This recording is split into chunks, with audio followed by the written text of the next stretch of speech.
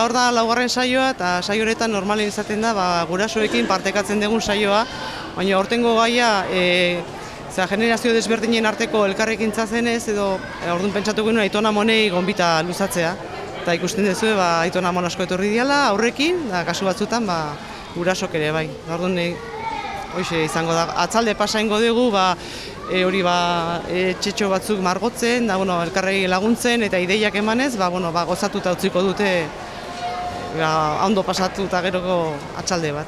Elkarrekin gauzak egin ditzaketela ikustea, ze aurreko saiotan ere ikusi dute, Aiton Amonek kontatu dizkiete Tolosa bere garaien nolakoa zen eta gero interesatutak egon dira gauza asko galdetu dituzte jakiteko beraiek aurrak zirenen zeiten zuten, nola jolasten zuten, da hori dena jakin izan dute eta gero pentsatu genuen ideia polita zala hori partekatzea. Ez guneak, elkarrekin egoteko gunek ez daude pentsatuta, beti daude edo zarrentzat, edo eroso helduentzat, edo umeentzako leku bereziak, baina bi generazio horiek elkarrekin lekuak lantzeko ez daude. Da orduan pentsatu genuen, elkarrekin ekintza bat egin da gero, aukera polita izango zela, hori aurrera eramateko.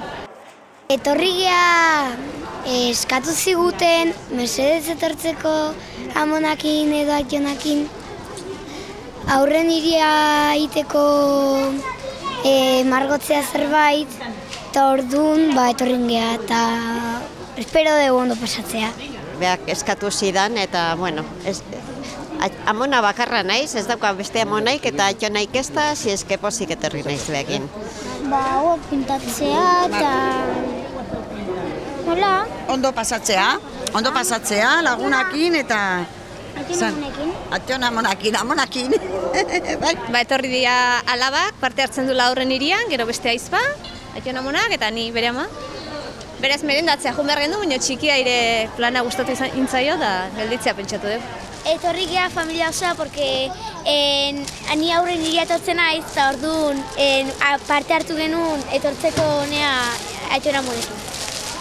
Polita, porque nahi asko uste zei margotzea eta Ez que gaina Aitonak eta Amonak margotzea dituzte dauko pixka bentaja, porque margotzea dituzte txeko paretak eta orduan bakite pixka margotzen.